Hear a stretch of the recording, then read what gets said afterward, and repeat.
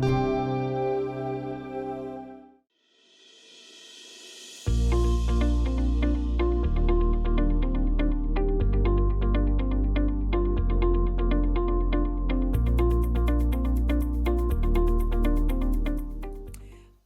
to Women's Leadership Today. I'm your host, Michelle Myers.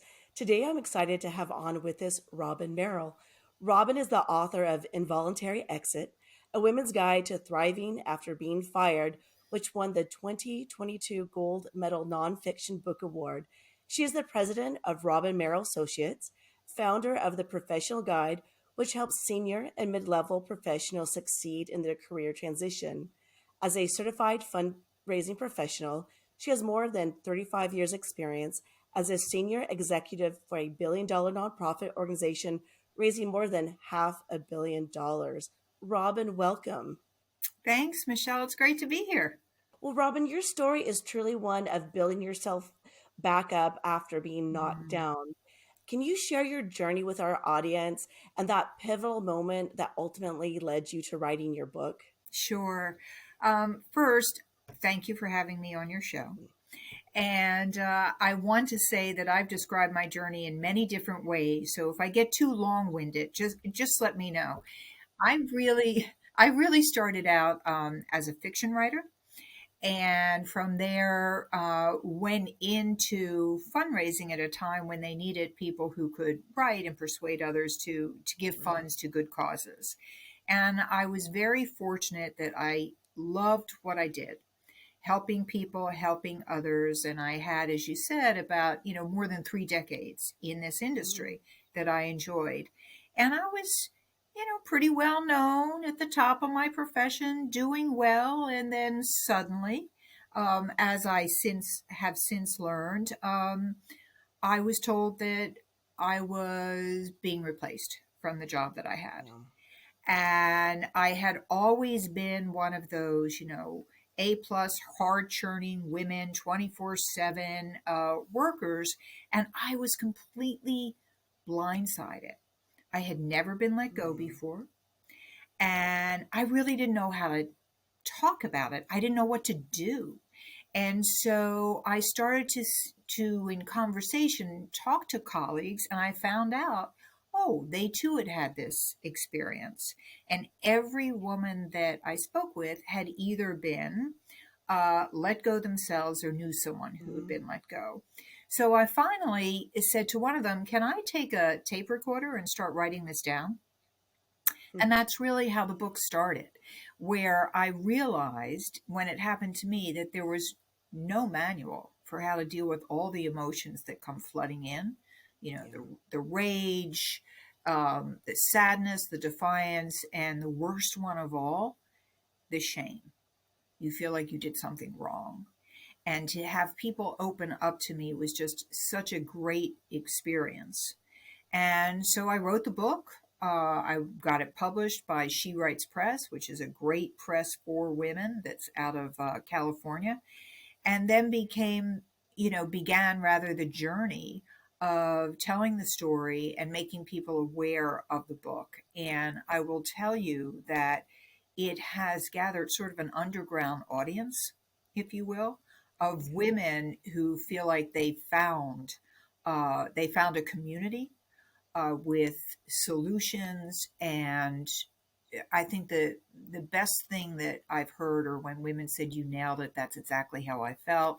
Thank you. And I'm following some of the things you said in the book to get myself back on my feet. And what is the number one thing that you hope that women readers take away from your book? It's not about them.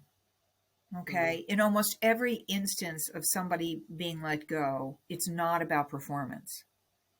It's about a business decision, a new direction, new leadership. And unfortunately, we tend to internalize and blame ourselves and start going down the path of woulda, shoulda, coulda, when really it's a fact that the business was changing.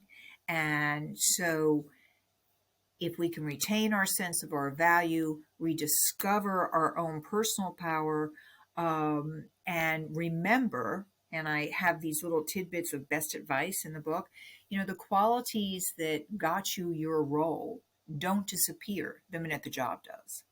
You're still you. You're still that valuable person. So I really want, it's my mission to make women understand that they're just as valuable as before this happened. And now it's a time to reflect and really come up with new opportunities that you never imagined. Sometimes it's a gift. And it's interesting, Robin, you talked about feeling shame. Where Mhm. do you think that sense of shame comes from, and why would we feel that way? Well, Brene Brown does a lot about emotions, and she does a lot about shame.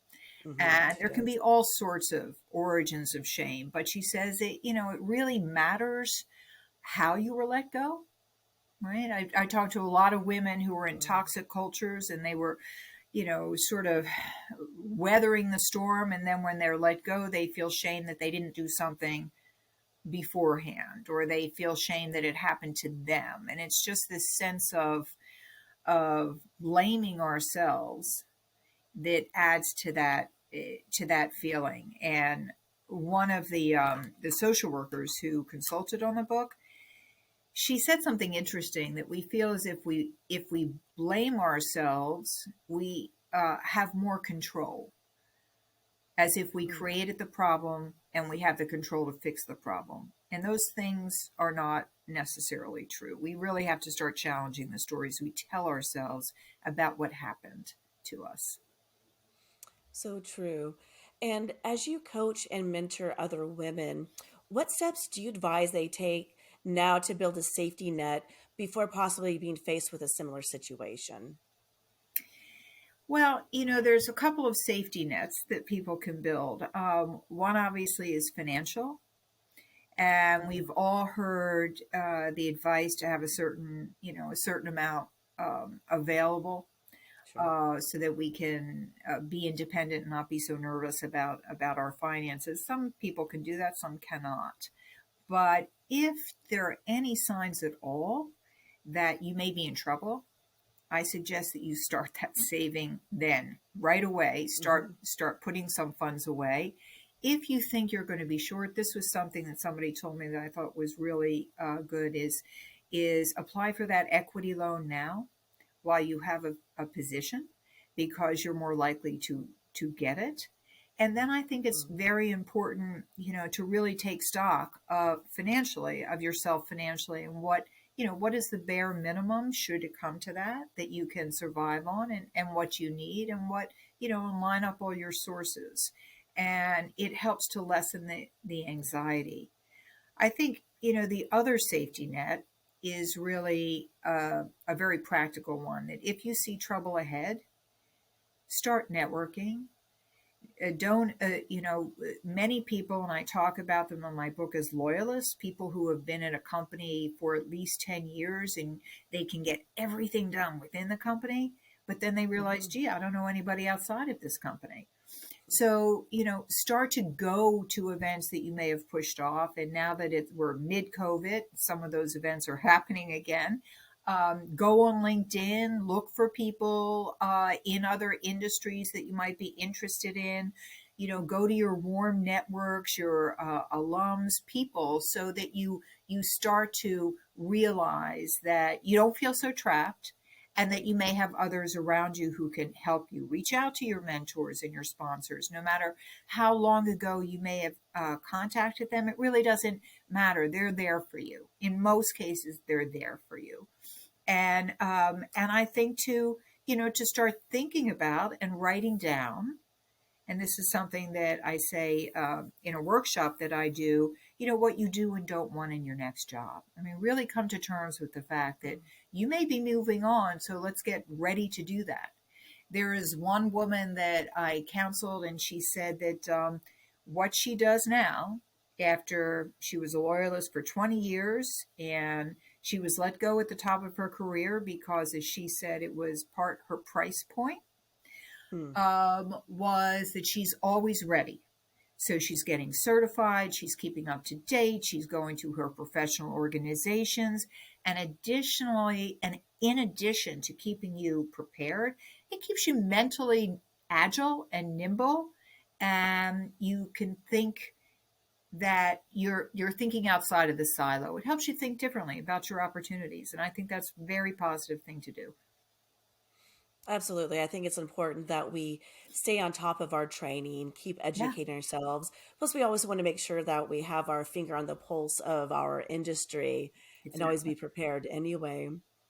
And when faced with a major life changing event like you went through, what can women do to recover, pick themselves up, and once again find the enthusiasm that they perhaps once had for their career?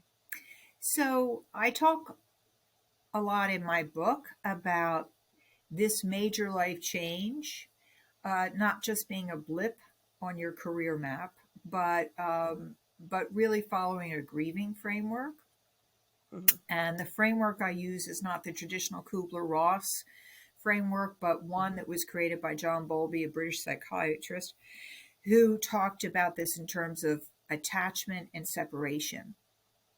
And there are four phases. And the first is when you get the news, it's shock and numbness. You just can't believe it. How did this happen to Mm-hmm. me? You know, what just happened to me? And that takes a while to get beyond. The second is yearning and searching for answers. Why me? Was it something I said? And yearning for things to be the way they were. And then there's disorientation and disorganization when you realize that, oh my gosh, this is exhausting thinking about the past, trying to be in the present and plan for the future. And how do I do this? And finally, there's resolution and reorganization. So while not directly answering your question, what I want to convey is that it's a process of grieving and it takes time. And so going through those four phases, they actually can't be rushed. So if you think, oh, well, I'm going to recover and I'm going to just apply to this other job right away, you may get that other job, but you haven't resolved any of the other stuff along the way. So you have baggage. And when you're in your job, you're thinking, you get a little paranoid. You're thinking, is this, I remember this behavior. Is this going to happen to me again? Is this person responding to me this way? Why does this happen to me? So the processing of really what happened and what you can learn from it is really important. And part of that processing is when you're in the reorganization phase or you're in the disorientation phase, to really start to write down, okay, what are the skills that propelled me forward?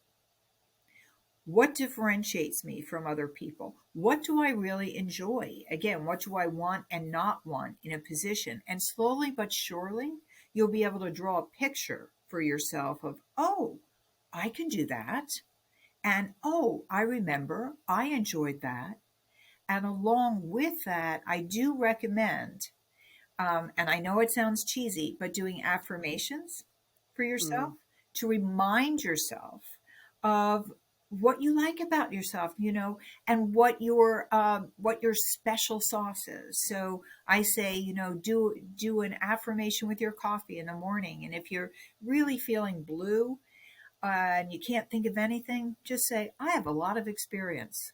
Because you can't really argue your way out of that, and work your way out to, up to the 14 karat gold affirmation. I'm a really hot property, and I'm just going to have trouble deciding which opportunity to choose. And Robin, after you were let go, did you have this framework to help you, or is this something that came together after you went through the process and found you didn't really have a clear path to follow? Oh, I think I lived the framework, and then and then I said, now what's going on here? And so when I did my research, I found it, and I said, that's exactly right. That's exactly it. That's what I'm feeling now, and that's what these other women were expressing as well. That's what they're feeling, and I could see, some women that I spoke to. I will tell you, Michelle, it was 5 years after they had been let go, they were still angry. And I get it. I get it. I really do. You get, emotions are emotions. They are what they are. It's really how you channel and how you move forward through those affirmations and understanding, okay, this is normal. I'm mourning various things that I may have lost: my power, um, what I thought I could achieve at that position, my community. Suddenly you're cut off from your colleagues, your quote work friends, some who call you and some who don't. It's a lot to go through. So I found it and was able to figure out that's what I was feeling. Well, I think you're really on point when you say it is a grieving process. And what was your ultimate motivator to put this down on paper, to write this book for other women? Whenever, well, okay, my whole life has been in the helping professions, if you think about it. That's what fundraisers do, right? We raise money to help others, and I've always been attracted to helping to borrow somebody else's terms, the David and the Goliath scenario. So, a big proponent of public education, equity, justice. The people that may feel like they're, or that are not getting a fair share. So, for me, it was another way of speaking out and helping women. And I also have always been fascinated by what really happens behind the scenes. And when I was looking and doing research, just using the word fired, what's out there? And I saw all these articles that were just not helpful at all. I mean, they were just general, they were pablum, they didn't really talk about what really happens, how you really feel when you're sitting in that chair and somebody is sitting across from you and saying, you're no longer going to be sitting in that chair in the next minute. How you feel about that and then what you do about it is really, really important. So, uh, so that's why I wrote it.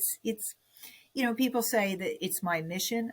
I don't know. I mean, my mission is really always to help women lead, to help women realize their potential, and to not believe negative judgments about them that stop them from following their real path. And Robin, being in the fundraising industry, I'm sure on occasion even you must hear no for an answer. Yeah. When we hear no, whether it's we're asking for funding, we're asking for, a raise, another opportunity. When we hear that no, how can we pivot, and what should we take away from it for next time? So this is one of my favorite questions. No is one of my favorite answers next to yes, but but no is because um, you know you always want to figure out, or I always think a no is not a no. A no is not yet. A no is not now but later. A no is I don't want to do this the way you've described it. Can we talk about a different way to describe it? So the pivot is, if somebody says, well, no, Robin, I don't want to give those funds, and I would say, well, let's talk about that. So what do you think if we revisit this in 2 months, and I can give you some progress reports and I can tell you how this money has made a difference? Would you be open to that, to just hearing me out? And they usually say yes. If they say, oh no, this is my final, I say, okay, well, would you be open to me just sending you information and maybe inviting you to a few things?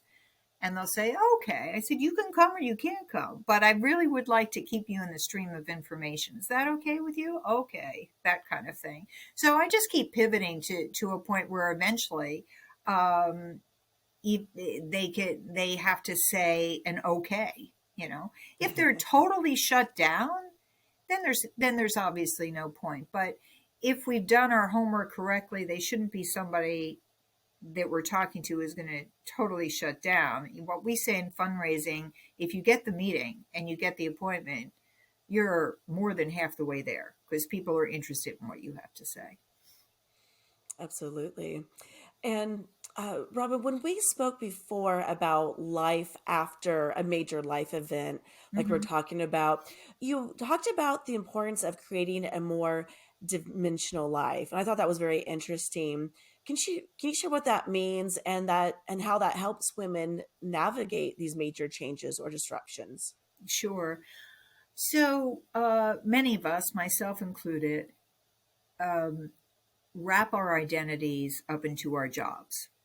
Hmm. And I'm going to get to the point of why that leads to a less dimensional life. So, when we introduce ourselves, we're very used to saying, okay, I'm the VP of importance of big company kind of thing.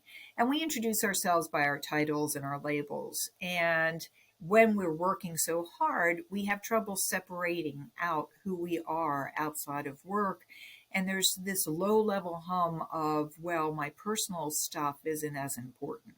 Now, for generations that have come after me, I don't think that's the case. I think they're much more aware of a work life balance and having a more dimensional Okay. life. For other generations, it was not that way, and and history is filled with people trying to figure out how they can quote have it all, have maybe a little less than all, have maybe a little more than all, but but in some way expand their life. So to me, it's always interesting to look at how other people handle this. So there's a woman who wrote Don't Retire, Rewire, Jerry Sedler, and she has lots of lists about how to have a more dimensional life just by querying, what do you like to do? That old fashioned idea of having a hobby, well, guess what? you know it really does help you do things other than work. And I'm finding now, especially for women in their 50s plus, that they're going back to some of the roots of some of the things they always enjoyed doing, and it just makes your life bigger than your work, and in turn it makes your identity larger than just the worker, and it makes the people that you surround yourself with more diverse, different, than the ones that you just might come in contact with inside that company. So I think we should start practicing for that and valuing our lives outside of who we are as a business person. I agree. I think it's so important that we have those interests and activities outside of just our career. And as you said, when that career is no longer there, well, a big piece of our life, the people that we interacted with day in and day out are no longer in front of us anymore. So it's so important to have those other things that we can turn to. Absolutely. Well, Robin, as we wrap up today, what are your suggestions for women looking to take the next steps either in their current career or they're needing to start looking onto the next phase? Yeah, well, of course, I would say read my book. There's Sure. there's over 100 pages of next steps and how to move on, and whether you've lost a job voluntarily, or I'm sorry, involuntarily, Mhm. or you're just wanting to move on. Those tips are good for anybody. I would also tell people to look up a workshop that we're doing, and I'm doing this with a fellow um, executive, Maria Rosati, who is in branding. And this is actually called, we call it a new outplacement workshop, because we figured that people that are looking to move on, we find that traditional outplacement firms are very cookie cutter, uh, run by retired executives, and they don't really talk about how you have to have a mindset that is a mindset of abundance rather than scarcity, and a mindset of valuing yourself to move on. And then we take you through all the steps that you need to do that, to reframe your narrative, to have your elevator pitch ready for Mhm. people, and even to look, if people want to move on, to look on some of the aggregate job boards, see what skills they're doing, and a tip, what skills they need. So it might be something completely different from you, a different career, from what you're doing now, but take a look at the skills and you'll say, oh, look, I can do that. Maybe I can move into something else. Because in these times, people they're not staying as long at one place. They may have, on average, at least 4 to 6 jobs, at least, and many more. So things are dynamic now, which is a good thing. In spite of all the layoffs, in spite of what's going on, it is cyclical, but don't sell yourself short for what opportunities might be out there for your more dimensional life. Absolutely. Robin, well, thank you so much for taking the time to be with us today and share your story. Thank you, Michelle. It's been a pleasure, and I hope that it's helpful for the women who listen to this podcast. Oh, I'm sure it will be. And with that, I'd like to thank everyone who listened and joined us today. We release 2 episodes a month, and you can watch us on YouTube and catch us on your favorite podcast streaming service. Make sure to subscribe and follow along with us on LinkedIn, Facebook, and Instagram. Well, thank you again, Robin, and thank you, everyone. Thank you for listening. Progressive Women's Leadership is passionate about providing the best tools to help you reach your fullest potential. Visit us today at progressivewomensleadership.com for access to workshops, articles, e-guides, and much more to help you further develop your skills and advance your career.